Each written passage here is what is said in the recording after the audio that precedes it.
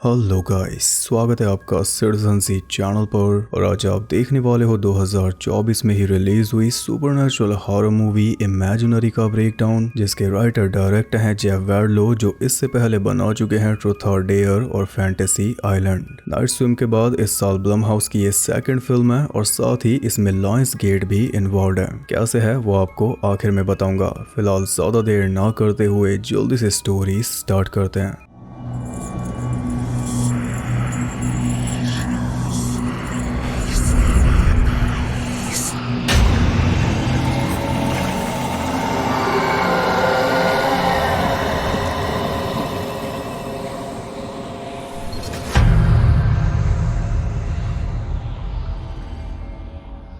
Movie start होती है एक घर में, जिसके अंदर एक छोटा सा सीक्रेट दरवाजा था और दरवाजे पर बना हुआ था एक स्माइली फेस वाला फूल। अचानक उस दरवाजे में से हाँफते हुए एक लड़की बाहर निकलती है जिसका नाम है जेसिका। दरवाजे के अंदर जो कोई भी था उसे वो बोल रही थी कि हम ये गेम फिनिश नहीं कर सकते, इसके लिए मैं माफी चाहती हूँ। और वहीं दीवार पर उस गेम के जरूरी पॉइंट्स लिखे हुए थे, जिन पे जेसिका के हाथों से खून लग गया। वो काफी घबराई हुई थी और ऐसे पीछे हटते हटते वो ड्राइंग रूम में आ गई, जहाँ टेबल पर एक खून से सने रुमाल के ऊपर एक प्लायर रखा था, जिसका यूज करके किसी ने अपना दांत निकाला। ये काम किया जेसिका के डैड बेन ने, जो कि उसी दरवाजे से बाहर निकलकर इसके पास आ चुका है। उसकी आंखें भी काफी अजीब दिख रही हैं और बातें भी वो अजीब कर रहा है कि तुम्हारा दोस्त अब कभी वापस नहीं आएगा। उससे बचकर जेसिका भागी तो वो एक बड़े से स्पाइडर में बदलकर इसके पीछे लग गया। उससे बचते बचते जेसिका एक अजीब सी दुनिया में पहुंच गई, जहाँ पर लाइन से हजारों लाखों दरवाजे थे और ज्यादातर लॉक थे। एक दरवाजा खुला हुआ था जिसके थ्रू जेसिका पहुंच गई कहां पर, अपने ही बेडरूम में, जहां पर वो सोई हुई थी। अब वो खुद को ही जगाने लगी कि तभी उस स्पाइडर ने अटैक कर दिया, जिसके बाद वो जाग गई। ऐसे नाइटमेयर्स इसे रोज आते हैं, लेकिन आप देख सकते हो कि सामने वो अलमारी का दरवाजा सच में ओपन है, जिसके थ्रू सपने में ये बेडरूम के अंदर आई थी। तो हो सकता है कि इन सपनों का मतलब कुछ गहरा हो या फिर ये सपने हो ही ना। क्या पता इसकी आत्मा बॉडी से निकलकर ट्रैवल करती हो और आज ये सही टाइम पर जाग गई। यार अभी अभी इसकी शादी हुई है मैक्स नाम के म्यूजिशियन से, जिसकी पहले से 2 बेटियां हैं। बड़ी बेटी टेलर जो कि 15 साल की है और छोटी बेटी एलिस जो कि 6 साल की है। जेसिका बच्चों की किताबें बनाती है और जो स्पाइडर हमने इसके सपने में देखा वो इसकी किताब का मेन कैरेक्टर है, साइमन द स्पाइडर, जो कि मॉली मिलीपीड के पीछे पड़ा रहता है उसी ब्लू दुनिया में। किताब का नाम आप देख ही सकते हो, Molly millipede and the blue door. यानी कि किताब के अंदर ये इतना घुस चुकी है कि अब सपने में भी इसे वही दिख रहा है, या फिर सपनों से इंस्पायर होकर इसने किताब लिख दी। मतलब कि सपने इसे पहले से आ रहे थे तो उन्हीं से प्रेरणा लेकर इसने किताब बना दी, जिसमें स्पाइडर इसका डैड है और मॉली ये खुद।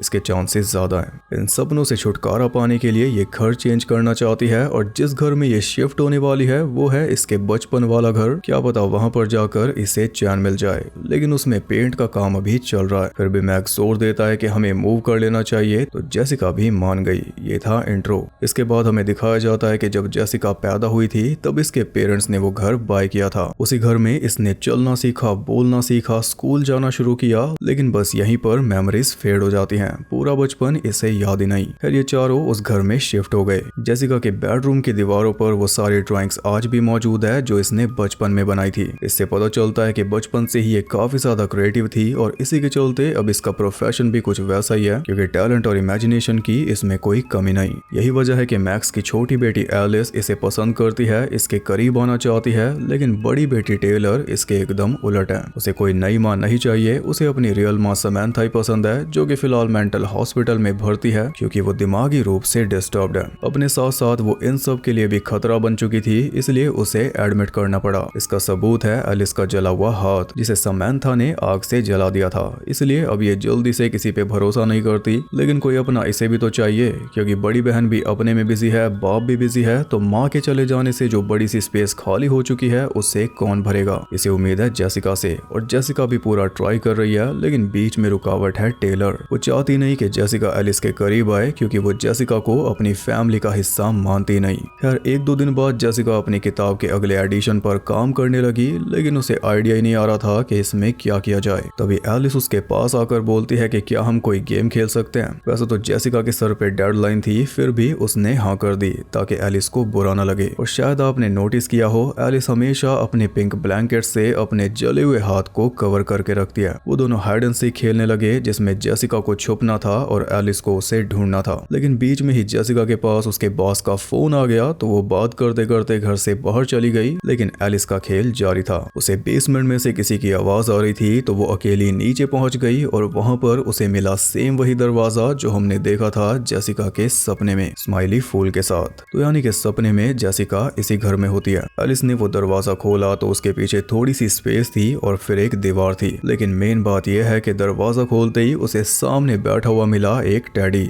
जिसका नाम है चॉन्सी, और अपना नाम उसने खुद बताया, वो भी बिना बोले। यानी वो एलिस के साथ बातें कर रहा था लेकिन सिर्फ एलिस उसे सुन पा रही थी। चॉन्सी के पीछे एक वायर है जिसे खींचने पर गाना चलता है। एलिस ने उसे गोद में ले लिया तो वो बोला कि मुझे भूख लगी है। गोद में लेते ही सर पे चढ़ रहा है। एलिस उसे ऊपर ले गई और उसके जाते दरवाजा अपने आप बंद हो गया। फिर कुछ देर बाद जब जेसिका वापस घर में आई तो वो सीधा एलिस के रूम में पहुंची। लेकिन एलिस ने उसे बाहर से भगा दिया ये बोलकर कि मुझे कोई और मिल चुका है खेलने के लिए। जाते जाते जेसिका ने देख लिया कि वो एक टैडी था और वो पछता रही थी क्योंकि घुलने मिलने का एक सुनहरा मौका उसने गवा दिया। इधर टेलर अपने रूम की विंडो के पास सेल्फी ले रही थी तो फोटो के अंदर उसे एक ओल्ड लेडी दिखाई दी जो कि बाहर खड़ी होकर इसे ही घूर रही थी। और जब बाहर देखा तो कोई भी नहीं था। चेक करने वो बाहर गई तो बाहर उसे मिला उसका पड़ोसी लियाम। वो बताता है कि ग्लोरिया होगी, यही पास में रहती है। उसने ये घर बाय करने की भी कोशिश की थी पर उसे मिला नहीं था। बातों बातों में इन दोनों की बात बनी रही थी कि तभी बीच में आ गई जेसिका, जैसे इनकी लाइफ में आ गई थी। टेलर के मुताबिक जेंजी के हिसाब से टेलर ने उसे टेक्स्ट करके रिप्लाई दिया। रात में जेसिका और मैक्स दोनों सुनते हैं कि एलिस चॉन्सी के साथ बातें कर रही थी। एलिस का रूम इनके रूम के ऊपर ही है तो एक वेंट के जरिए सारी आवाज इन तक आ जाती है। उसकी हंसी सुनकर ये दोनों खुश हो रहे थे क्योंकि बहुत ही लंबे टाइम के बाद उसे हंसते हुए सुना। जो कुछ भी हुआ उसके बाद एलिस हंसना ही भूल गई थी, बिल्कुल टेलर की तरह। अब भले ही उसने कोई इमेजिनरी फ्रेंड बना लिया, चलो कम से कम हंसी तो। ये कहना था मैक्स का, और इन्हें ये नहीं पता कि जो स्पेस एलिस की लाइफ में खाली हो गई थी उसे चॉन्सी भर रहा है, ये दोनों नहीं। कुछ देर बाद एलिस इनके रूम में आ गई छुपने क्योंकि वो हाइड एंड सीक खेल रहे हैं और चॉन्सी इसे ढूंढ रहा है। उन दोनों के बीच में वो छुप गई। अब सवाल ये है कि इन्हें कैसे पता चलेगा कि चॉन्सी आ गया। एलिस कहती है कि उसके पेट की आवाज से। उसके पेट से 24 घंटे आवाजें आती रहती है क्योंकि वो हमेशा भूखा रहता है। और तभी सच में कोई आवाज आ भी गई जो कि मैक्स ने तो नहीं सुनी पर जेसिका ने सुन ली। जेसिका ने ब्लैंकेट से बाहर निकल कर देखा तो चॉन्सी उसे बेड के नीचे जाता दिखाई दिया। पर जैसे वो बेड के नीचे झांकने लगी एलिस ने उसे डरा दिया। ये तो सब मौज मस्ती हो गई लेकिन चॉन्सी सच में उनके बेड के नीचे लेटा हुआ था। अगली सुबह जब वो जागे तो एलिस उनके रूम से जा चुकी थी। और अच्छी बात यह है कि अब जेसिका को वो नाइटमेयर्स नहीं आते, साक्षात घर में जो आ चुका है नाइटमेयर। दिन में जेसिका देखती है कि एलिस चॉन्सी को उसकी बुक पढ़कर सुना रही थी। लेकिन एलिस को ये डर था कि Simon the spider Molly millipede को पकड़ लेगा। तब चॉन्सी उसे बताता है कि शायद साइमन मॉली को खोने से डरता है इसलिए उसका पीछा करता है। शायद साइमन को भी एक दोस्त चाहिए। बस ये सुनकर जेसिका को आइडिया मिल गया और अगले एडिशन का काम उसने चालू कर दिया जिसमें साइमन को विलन से डायरेक्ट अच्छा बना दिया। अब वो असल में मॉली की केयर करता है, ये वाला एंगल दे दिया उसे। वो मैक्स के पास टेक्स्ट करके उसे बता रही थी कि शायद एलिस का इमेजिनरी फ्रेंड किताब लिखने में मेरी हेल्प कर रहा है। तभी एलिस उसके पास आ गई हाथ में एक लिस्ट लेकर। ये चॉन्सी के साथ एक गेम खेल रही है जिसके तहत चॉन्सी ने इसे कुछ चीजें बोली हैं और वो सारी चीजें इसने लिख ली। वो सारी चीजें इसे पूरी करनी होगी तभी ये गेम खत्म होगी और गेम खत्म होने के बाद चॉन्सी इसके लिए कुछ स्पेशल करेगा। आपको याद होगा ऐसे कुछ पॉइंट जेसिका के सपने में भी हमने देखे थे और जेसिका उस गेम को खेलने से मना कर रही थी।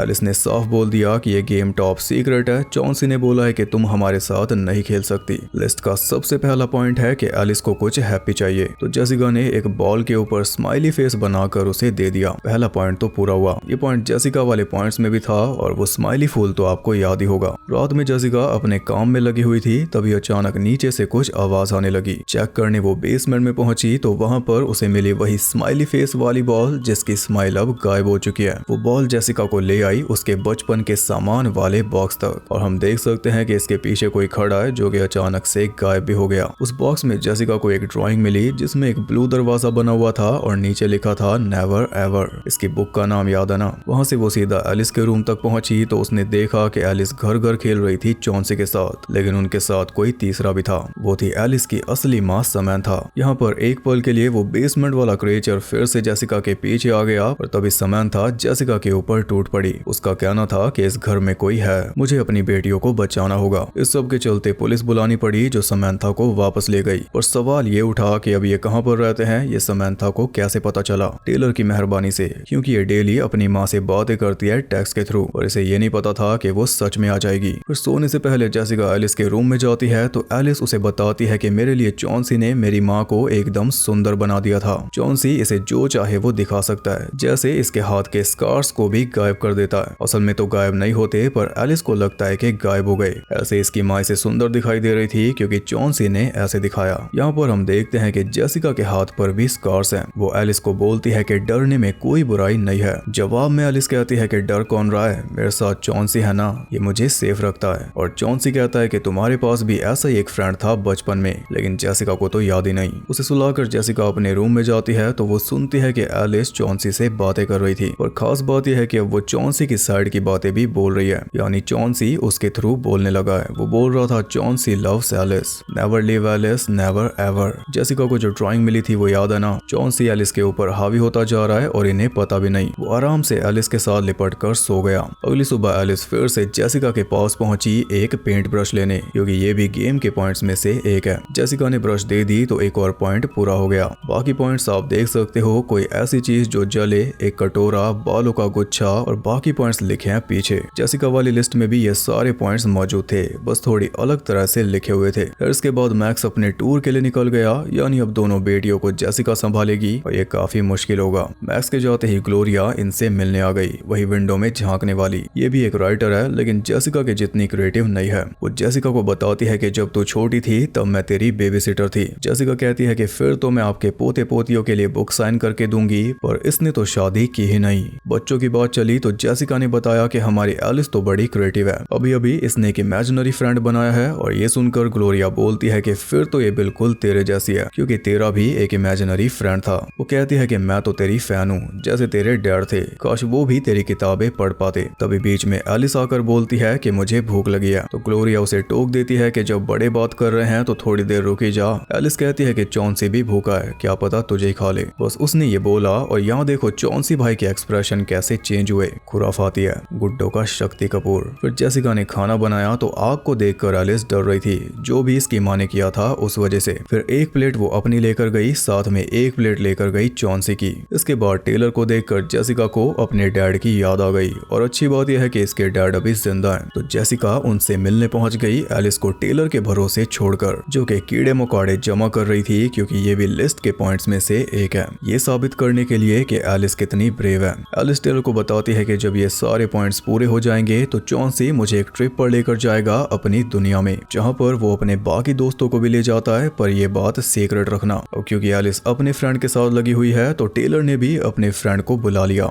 लियाम को, और साथ में वो लाया था पिल्स नशे के लिए। उधर जेसिका बेन के पास पहुंचकर उसे बचपन की यादें दिखा रही थी, पर बेन ने उसे पहचाना ही नहीं। बेन की आंखें सच में वैसी हैं जैसी सपने में थी। फिर जेसिका उसे अपनी किताब पढ़कर सुनाने लगी, पर वो ध्यान ही नहीं दे रहा था। तो जेसिका ने बोला कि मुझे घर जाना चाहिए, और घर का नाम सुनकर वो होश में आ गया। उसने जेसिका को पहचान लिया और वो बोला कि तुम गायब हो गई थी, और किसी ने मेरी बात पे यकीन नहीं किया। वो बोलता है कि सीबी से बातें करना बंद करो। जेसिका पूछती है कि सीबी क्या है, तो वो कहता है तेरा सीबी। बस ये बोलते बोलते उसने जेसिका का हाथ बींच दिया। किसी को बीच में आकर उसे शांत करना पड़ा। इधर टेलर टीवी पर वार्म बॉडीज देख रही थी और लियाम कोई तरीका देख रहा था नशे करने का। पिल्स वो ले नहीं रही थी तो लियाम ने दारू की बॉटल्स उठा ली, पर उठाते ही एक गिराकर तोड़ भी दी। टेलर ने उसे ऊपर भेज दिया टॉवल्स लेने, लेकिन उसे जाते हुए देख रहा था चॉन्सी। जैसे ही वो ऊपर पहुंचा, चॉन्सी उसके साथ खेल खेलने लगा, और उस बेसमेंट वाले अजीब से प्राणी को भी हम देख पाए। आखिर में चॉन्सी ने अपना असली वाला भयानक रूप उसे दिखा दिया, जिसे देखकर वो डर के मारे चिल्लाकर पीछे गिर पड़ा। उसकी चीख सुनकर टेलर ऊपर आई तो उसने देखा कि लियाम एलिस का ब्लैंकेट लेकर बैठा था, और टेलर के पीछे पीछे आ गई जेसिका। उसने लियाम की माँ को बुलाकर उसकी शिकायत की तो चॉन्सी बड़ा खुश हुआ। फिर जेसिका ऊपर जाकर देखती है कि उसकी नई बुक की ड्राइंग में से किसी ने साइमन का फेस फाड़ कर निकाल लिया, और वो जानती है कि ये एलिस ने किया।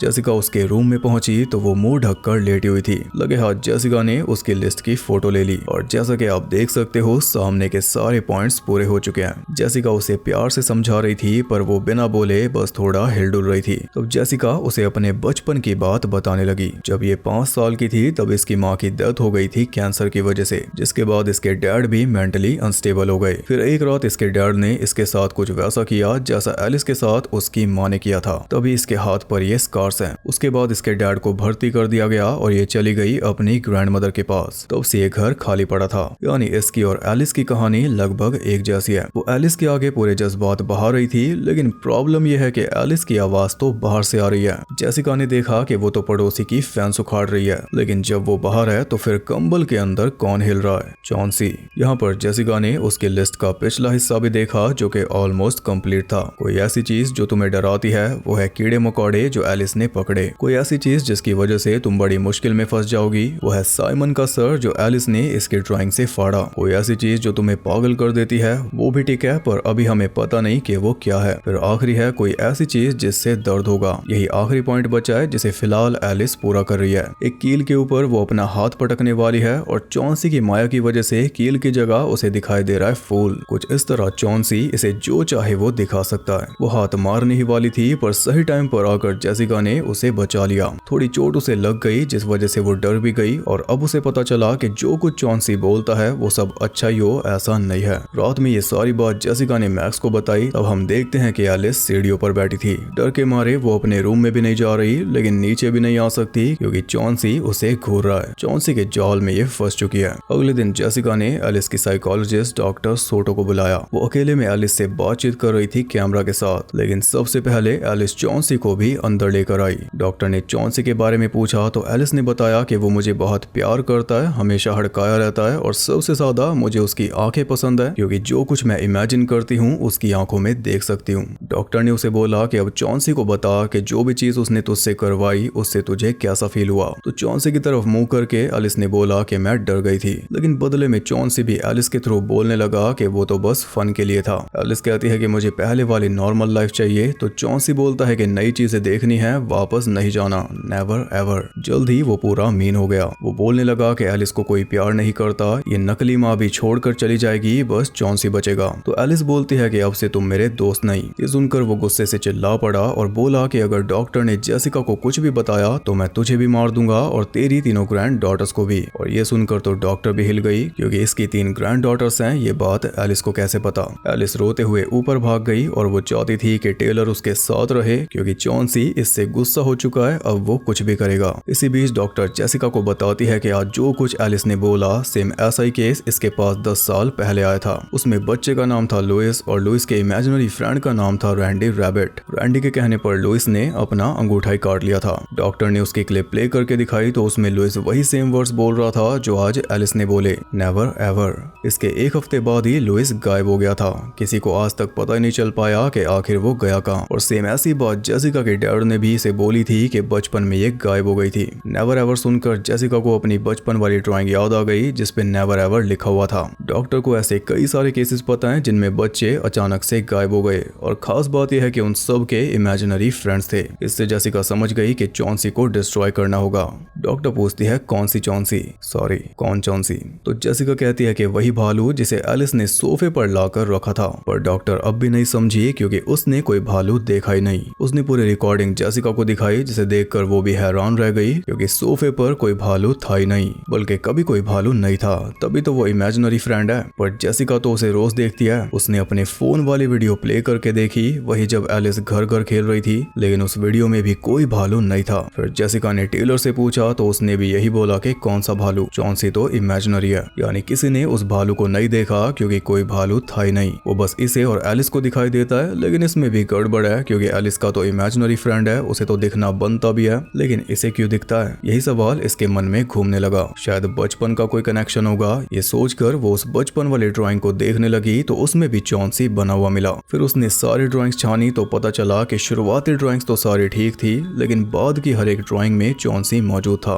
यानी कि चॉन्सी इसका भी इमेजिनरी फ्रेंड था जो कि इसके जाने के बाद अकेला रह गया। फिर जब ये वापस इस घर में आई तो उसने एलिस को पकड़ लिया, इसलिए वो सिर्फ इन दोनों को दिखाई देता है। ये जानने के बाद जेसिका और टेलर दोनों एलिस के रूम में पहुंचे, पर वो तो रूम में थी नहीं। चॉन्सी उसे बेसमेंट में ले गया जहां पर उसी दरवाजे के पीछे वाली दीवार पर वो एक ब्लू डोर बनवा रहा था क्योंकि लिस्ट के सारे पॉइंट्स चेक हो गए। एलिस ने अपने हाथ पर चोट मारकर खुद को दर्द भी पहुंचा दिया और एक पॉइंट जो हमें पता नहीं चला था वो भी पता चल गया। कोई ऐसी चीज जो तुम्हें पागल कर देती है वो है इसकी माँ। उसकी फोटो इसने रख ली और जो सामान इसने लिस्ट के तहत जमा किया अब उसे जलाना होगा। तभी चॉन्सी इसे अपनी दुनिया दुनिया में ले जा पाएगा। लेकिन आग जलाने से वो डर रही थी, पर पीछे जो क्रिएचर था उसने सब करवा दिया। जब तक ये दोनों नीचे पहुंची तब तक एलिस जा चुकी थी, या कहे कि गायब हो चुकी थी, क्योंकि चॉन्सी उसे अपनी दुनिया में ले गया इस ब्लू डोर के जरिए। उन्होंने पुलिस बुलाई, हर जगह ढूंढा, लेकिन बात नहीं बनी और इसका ब्लेम भी टेलर जेसिका के ऊपर डाल रही थी। तब जेसिका उसे पूरा मामला समझाने लगती है,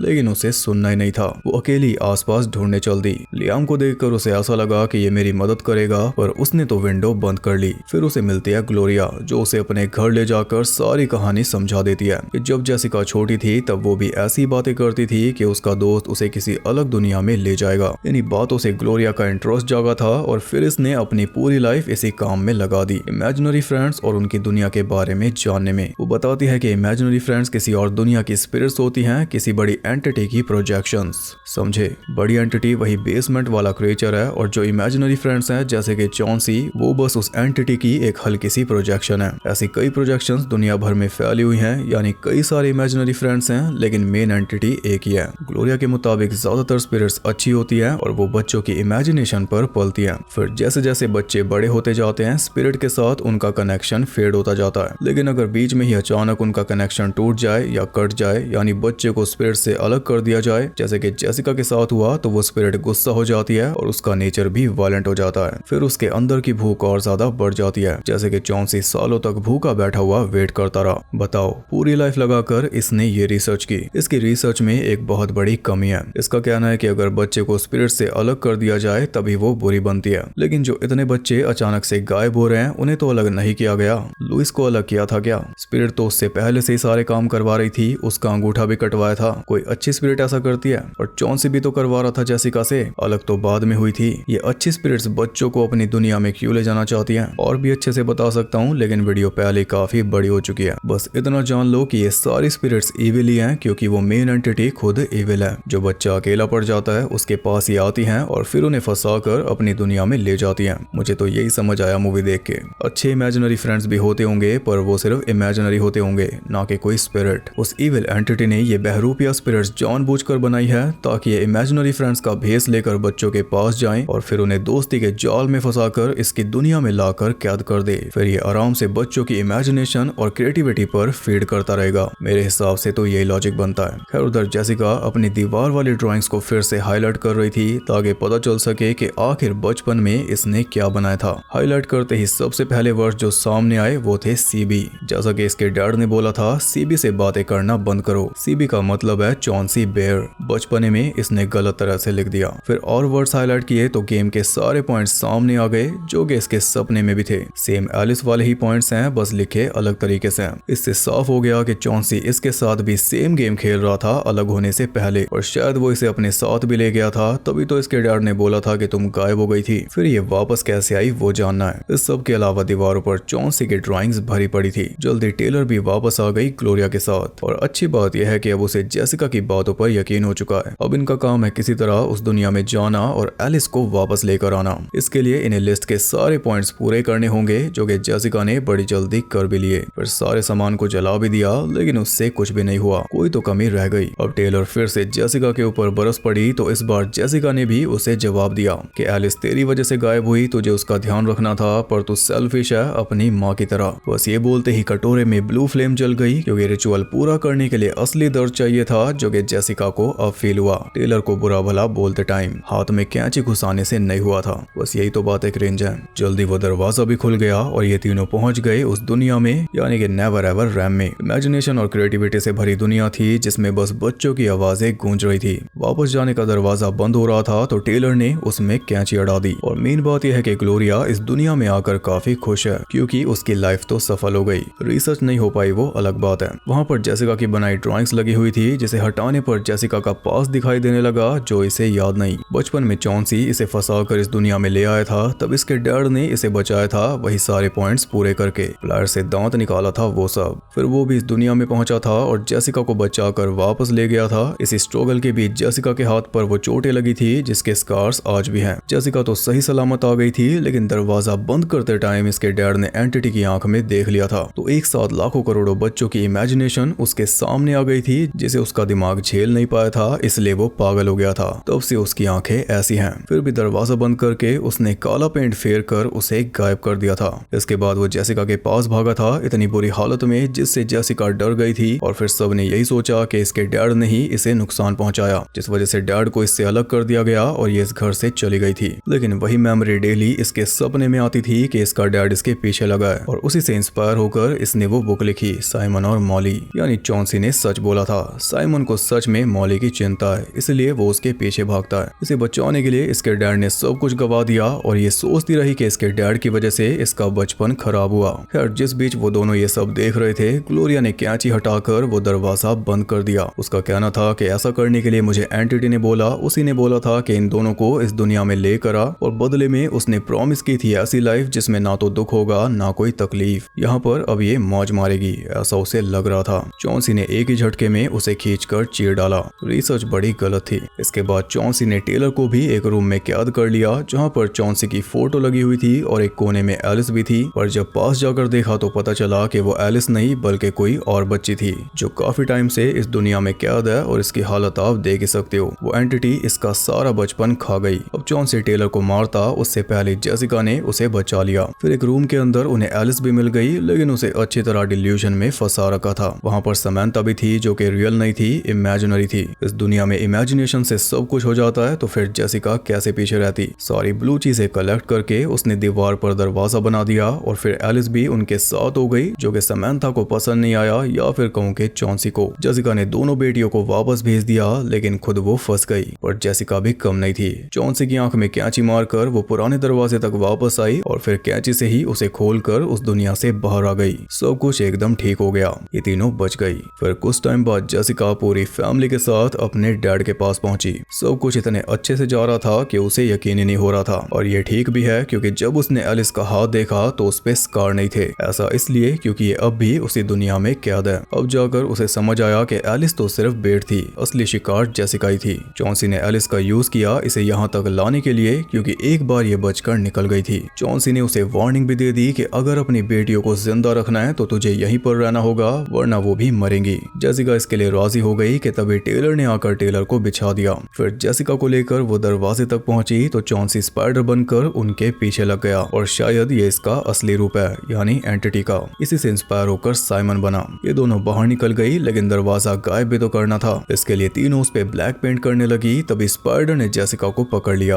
उसकी आंखों में देखकर वो भी पागल हो जाती। वो तो सही टाइम पर एलिस ने दरवाजे में आग लगा दी, जिससे स्पाइडर भी जल गया और दरवाजा भी बंद हो गया। तीनों जल्दी से घर से बाहर निकली और जेसिका चाहती थी कि घर जल जाए, तो वो उनके सामने जलकर राख भी हो गया। फिर ये तीनों एक होटल में पहुंची रूम लेने, लेकिन वहां पर भी इन्हें चॉन्सी बेयर दिखाई दिया। हालांकि वो किसी और बच्चे का भालू था और उसका नाम था रूफस, पर इन्हें कोई रिस्क नहीं लेना। तीनों उस होटल से चलती बनी और वो बच्चा अपनी माँ से बोल रहा था कि रूफस को भूख लगी है, तो उसकी माँ बोलती है कि इमेजिनरी फ्रेंड को भूख नहीं लगती। जवाब में बच्चा कहता है कि वो इमेजिनरी नहीं है। तभी रूफस बदल जाता है चॉन्सी में। इमेजिनरी फ्रेंड्स अलग अलग हैं, लेकिन इनके पीछे एंटिटी तो एक ही है, जिसका काम अभी भी चालू है। इसी के साथ ये मूवी होती है खत्म। तो मूवी के अंदर छोटी छोटी डिटेल्स डाली गई थी जो बीच बीच में एक एक करके रिवील होती हैं। इससे मूवी और इंटरेस्टिंग बननी चाहिए थी, लेकिन लगी बोरिंग। मूवी एवरेज है। नई माँ अपनी बच्चियों को बचाने के लिए इविल से लड़ेगी, जिसमें बड़ी बेटी उसे पसंद नहीं करती, लेकिन आखिर में करने लग जाती है। ऐसा हम अनगिनत बार देख चुके हैं। और किसी घर में मूव करना तो पूछो ही मत। ये इतना कॉमन हो चुका है जितना यूट्यूब पर करण पिशाचिनी। इसमें अलग चीज थी वो इमेजिनरी फ्रेंड वाला कॉन्सेप्ट, जिसमें कमियां भी थी, लेकिन थोड़ा बहुत चल जाता है। पर बीच में जो रिवील आया था कि चॉन्सी सिर्फ एलिस और जेसिका को दिखाई देता है, वो बढ़िया था। फिर भी ओवरऑल मूवी उतनी खास नहीं है, काफी खिंची खिंची लगती है। पोर्टगाइज जैसा फील इसमें डाला गया है, और डायरेक्टर ने खुद बोला है कि पोर्टगाइज से इंस्पायर होकर ये मूवी बनाई गई। मैंने सोचा था कि इसमें ऐसा कॉन्सेप्ट दिखाया जाएगा कि जितने भी टॉयज हैं वो बस एक सिंबल है या फिर प्रोजेक्शन है। असली रूप उनका भयानक होता है, जो किसी पैरेलल दुनिया में रहता है। यानी कि हमारी दुनिया के पैरेलल ही उनकी दुनिया होती है। जैसे इस दुनिया में हम इंसान हैं और वो टॉयज हैं, वैसे उनकी दुनिया में हम टॉयज होंगे और वो जीव होंगे। ऐसा कुछ सिंबलिज्म टाइप। इसी वजह से कभी कभार टॉयज अपने आप मूव करने लगते हैं, या फिर हमें ऐसा लगता है कि वो पोजेस्ड हैं। ऐसा कुछ होता तो मजा आता। इसका जो पहला ट्रेलर था वो फाइव नाइट्स एट फ्रेडीज के साथ थिएटर में रिलीज हुआ था, और उसमें पूरी ब्लैंक स्क्रीन के ऊपर सिर्फ साउंड इफेक्ट्स थे, क्योंकि ऑडियंस को यूज करनी थी अपनी इमेजिनेशन। जिस घर में फैमिली मूव हुई थी वो था एल्म स्ट्रीट में। A nightmare on Elm street का रेफरेंस, जिसमें एक इमेजिनरी विलन रियल प्रूव हुआ था। अब कई लड़के सोच रहे होंगे कि टेलर कहीं आने दे आमरस की बहन तो नहीं। ऐसा नहीं है। इस एक्ट्रेस एक्ट्रेस का नाम है टेगन बर्न्स, कर लो फॉलो। 10-12 मिलियन डॉलर्स में ये मूवी बनी और कमाई इसने 35.8 मिलियन। लायंसगेट बीच में कैसे आया वो भी बता देता हूँ, पर पहले ये जान लो कि लायंसगेट ब्लमहाउस से पहले का ब्लमहाउस है, यानी हॉरर में सर्विस बहुत ज्यादा इसकी। 400 के करीब मूवीज रिलीज कर चुका है अब तक। आजकल इसे जाना जाता है जॉन विक के लिए। तो बात कुछ ऐसी है कि ब्लमहाउस की यूनिवर्सल के साथ डील है, ब्लमहाउस जो भी मूवी बनाए उसे यूनिवर्सल रिलीज करेगा। तो ब्लमहाउस ने ये मूवी बना तो ली, पर यूनिवर्सल ने इसे रिलीज करने से मना कर दिया। फिर ब्लमहाउस इसे लेकर घुमा के कोई तो रिलीज कर दो, बहुत ज्यादा पैसा लगाया है। तब सामने आया लायंसगेट। लायंसगेट ने इसे रिलीज किया और पैसे भी कमा लिए। और अभी के लिए मैं लायंसगेट को यही कहना चाहूंगा, तू इसके साथ मत घूम रे, तू पागल हो जाएगा।